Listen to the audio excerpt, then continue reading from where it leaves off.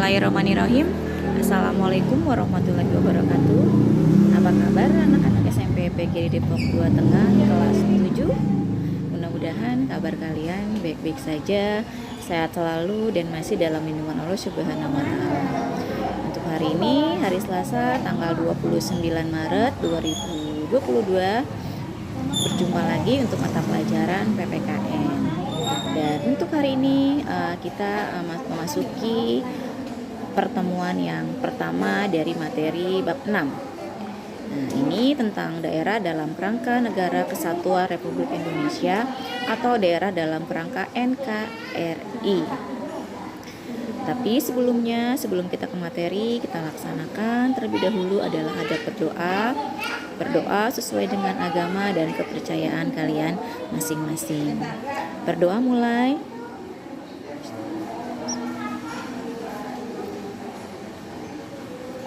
Berdoa selesai. Mudah-mudahan pada hari ini kita diberikan kelancaran dan diberikan kemudahan oleh Allah Subhanahu wa taala. Amin ya rabbal alamin. Ya, kita lanjut ke materi berikutnya. Di sini ada tujuan pembelajaran. Tujuan pembelajarannya adalah setelah mengikuti kegiatan pembelajaran menggunakan model pembelajaran problem based learning dengan metode literasi, eksperimen, dan presentasi dengan menumbuhkan sikap menyadari kebesaran Tuhan, sikap gotong royong, jujur, dan berani mengemukakan pendapat, siswa dapat menganalisis bentuk-bentuk perjuangan menuju Negara Kesatuan Republik Indonesia. Ini tujuan pembelajaran kita hari ini untuk di pertemuan yang pertama materi bab 6-nya. Oke, kita ke slide berikutnya. Di sini kalian bisa melihat ada peta ya, ada peta Indonesia. Ini di sini ada berbagai daerah ya dari Negara Kesatuan Republik Indonesia. Selanjutnya, perjuangan menuju Negara Kesatuan Republik Indonesia. Negara Kesatuan Republik Indonesia terbentuk melalui perjuangan panjang dan luar biasa oleh para pendiri negara. Komitmen yang kuat dan perjuangan para pendiri negara yang tanpa mengenal lelah dalam mewujudkan kemerdekaan. Hal itu akhirnya mengantarkan bangsa Indonesia menjadi negara yang merdeka dan berdiri sejajar dengan negara-negara lain di dunia. Ya, nah, ini perjuangan menuju negara NKRI. Tentunya kalian masih ingat ya sejarah perjuangan dari bangsa Indonesia sebelum kemerdekaan. Sebelum kemerdekaan negara kita banyak sekali dijajah oleh beberapa negara. Ya, yang mungkin kalian ketahui ada 2 negara ya, negara Jepang dan negara Belanda. Nah, Belanda lah yang paling lama menjajah negara Indonesia. Setelah Belanda menjajah negara Indonesia, dilanjut kembali dengan negara Jepang menjajah negara Indonesia. Nah, akhirnya pada saat itu, perjuangan menuju Negara Kesatuan Republik Indonesia, Indonesia memproklamasikan kemerdekaannya di tanggal 17 Agustus 1945. Itu penuh perjuangan sekali ya untuk menuju kemerdekaan atau mempersiapkan kemerdekaan bagi bangsa Indonesia. Makanya kita sangat menghargai sekali para tokoh pendiri negara ya, atau para pejuang dari bangsa Indonesia. Selanjutnya dari slide berikutnya, di sini ada sebuah gambar. Ini gambar 6.2. Ini perjuangan rakyat Surabaya mempertahankan kemerdekaan pada tanggal 10 November tahun 1945. Makanya setiap tanggal 10 November itu kita selalu diperingati Hari Pahlawan. Selanjutnya dari gambar ini kita ke slide berikutnya. Mudah-mudahan sampai di sini bisa dipahami ya sama kalian semuanya kelas 7. Nah, di sini ada kutitipkan bangsa dan negeri ini kepadamu. Itulah pesan dari salah seorang pendiri negara, yaitu Insinyur Soekarno. Pesan itu bagi seorang pelajar mengandung arti bahwa kita dituntut untuk mempersiapkan diri dalam menghadapi masa depan. Generasi muda bangsa Indonesia yang akan meneruskan, mempertahankan, mengelola, dan memajukan bangsa dan negara Indonesia. Ya, ini kutipan untuk bangsa dan negeri. inilah pesan dari seorang ahli pendiri negara, yaitu Insinyur Soekarno. Nah, ini pesannya buat para pelajar ya, atau para pemuda Indonesia. Karena kan kalian sebagai generasi penerus dan generasi bangsa ya. Oke, selanjutnya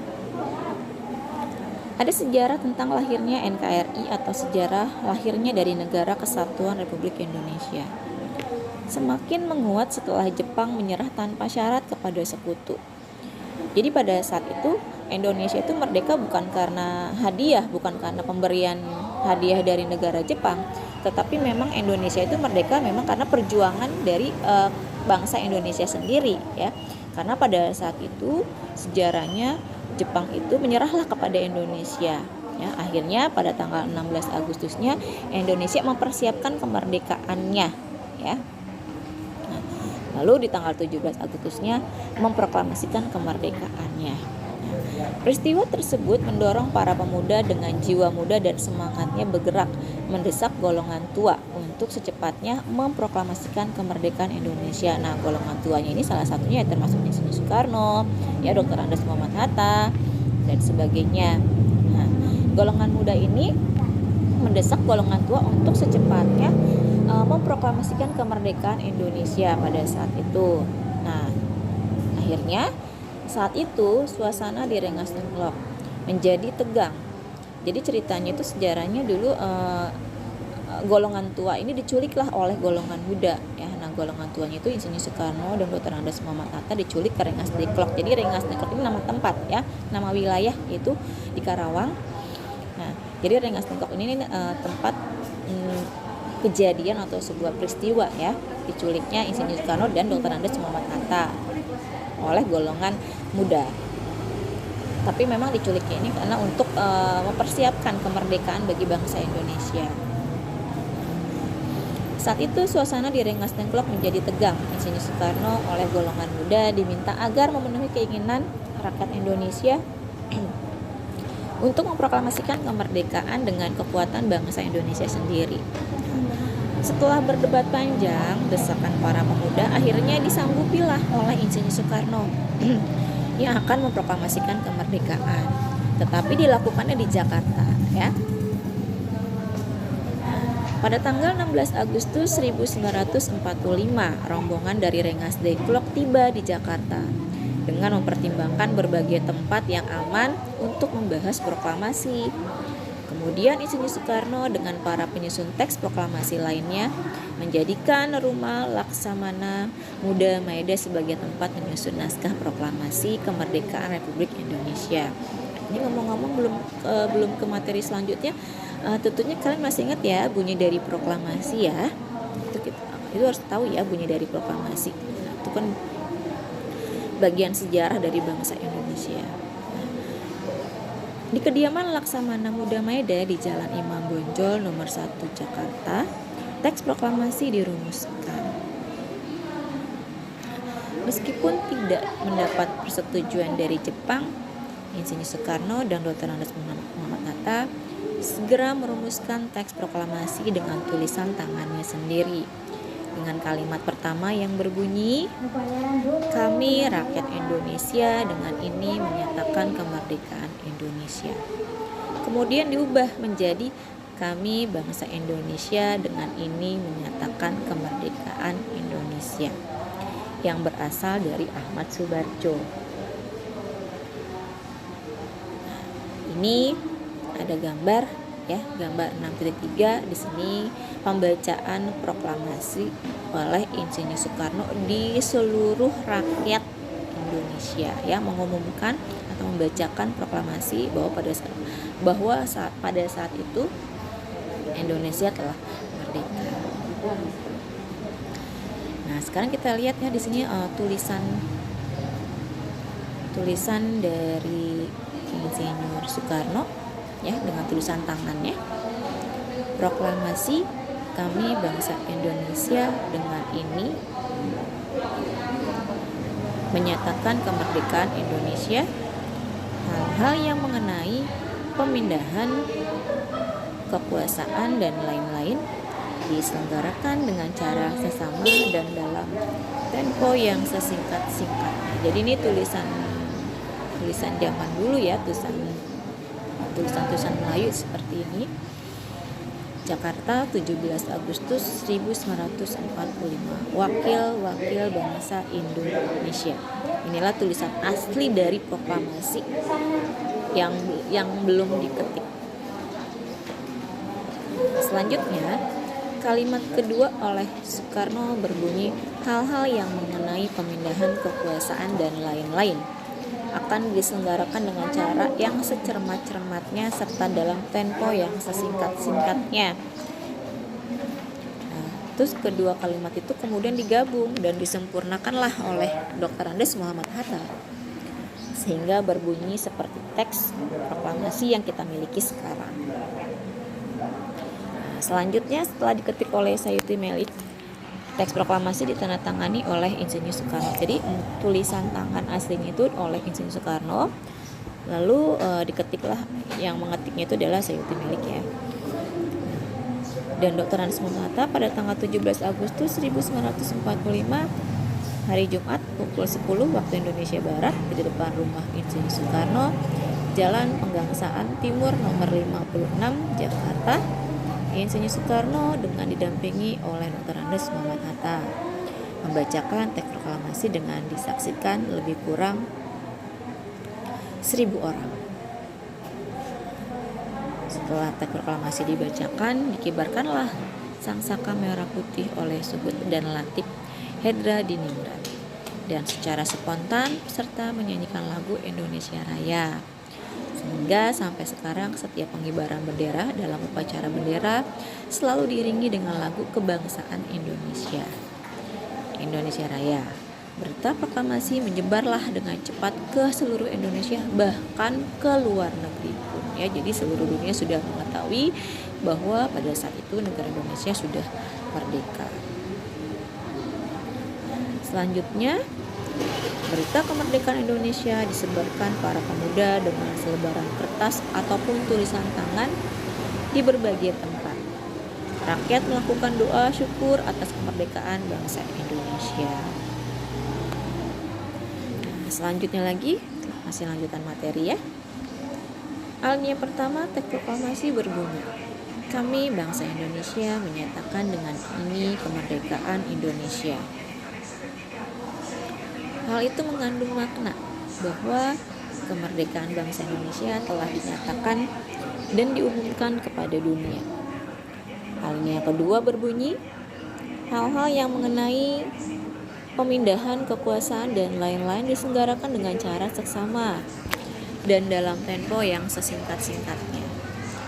Bermaksud agar pemindahan kekuasaan pemerintahan harus dilaksanakan secara hati-hati dan penuh perhitungan, agar tidak terjadi pertumpahan darah secara besar-besaran. Oke, masih lanjutkan materi lagi. Mudah-mudahan apa yang tadi Ibu sampaikan bisa dipahami ya. Nah, ini masih ada slide berikutnya lagi. Ini tentang proklamasi kemerdekaan bagi bangsa Indonesia memiliki makna yang dapat kita telaah dari berbagai aspek sebagai berikut. Nah, aspek yang pertama atau bagian A ini ada aspek hukum. Proklamasi merupakan pernyataan keputusan politik tertinggi bangsa Indonesia untuk menghapuskan hukum kolonial dan diganti dengan hukum nasional, yaitu lahirnya Negara Kesatuan Republik Indonesia atau NKRI. Jadi aspek hukumnya ya, dari sisi hukumnya, dari pandangan hukumnya, bahwa proklamasi ini merupakan pernyataan politik yang paling tertinggi untuk bangsa Indonesia dan menghapuskan hukum kolonial dan diganti dengan hukum nasional. Lahirlah NKRI atau Negara Kesatuan Republik Indonesia. Terus yang nomor 2, dari aspek historis ya, bagian B-nya aspek historis. Ini aspek dari sejarahnya ya. Proklamasi merupakan titik akhir sejarah penjajahan di bumi Indonesia, sekaligus menjadi titik awal Indonesia sebagai negara yang merdeka, bebas dari penjajahan bangsa lain. Terus yang ketiga, aspek sosiologis. Proklamasi menjadikan perubahan dari bangsa yang terjajah menjadi bangsa yang merdeka. Proklamasi memberikan rasa bebas dan merdeka dari belenggu penjajahan. Ini berdasarkan aspek sosiologisnya. Terus kalau yang D, aspek kultural, proklamasi membangun peradaban baru dari bangsa yang digolongkan pribumi atau pada masa penjajahan Belanda, menjadi bangsa yang mengakui persamaan harkat, derajat, dan martabat manusia yang sama. Kalau dari aspek politis, bagian E, proklamasi menyatakan bahwa bangsa Indonesia sebagai bangsa yang berdaulat dan mempunyai kedudukan sejajar dengan bangsa-bangsa lain di dunia. Nah, yang F, aspek spiritual, kemerdekaan yang diperoleh merupakan berkat rahmat Tuhan Yang Maha Esa yang meridhoi perjuangan rakyat Indonesia melawan penjajah. Kemerdekaan bangsa Indonesia tidak terlepas dari doa seluruh rakyat Indonesia kepada Yang Maha Kuasa untuk segera terlepas dari penjajahan.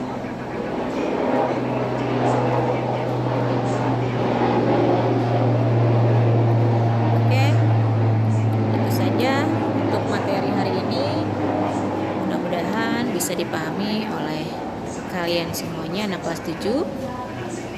Untuk di pertemuan hari ini tidak ada latihan ya, tapi dijadikan materi ini literasi buat kalian ya. Kalian baca, kalian amati, dan boleh juga untuk menambah catatan kalian. Boleh PPT ini dijadikan catatan sama kalian ya. Kalian pindahkan di buku catatan, tapi diringkas saja. Nah, untuk ada buktinya, kalau memang kalian mencatat dan ada buktinya, silakan kalian SS ya catatannya. Lalu kalian kirim ke gurunya masing-masing, ke GCR gurunya masing-masing. Oke, di sini ada kutip kata, orang bijak belajar ketika mereka bisa, orang bodoh belajar ketika mereka terpaksa. Oke, Ibu ucapkan terima kasih, semoga bermanfaat apa yang Ibu sampaikan. Ibu ucapkan assalamualaikum warahmatullahi wabarakatuh.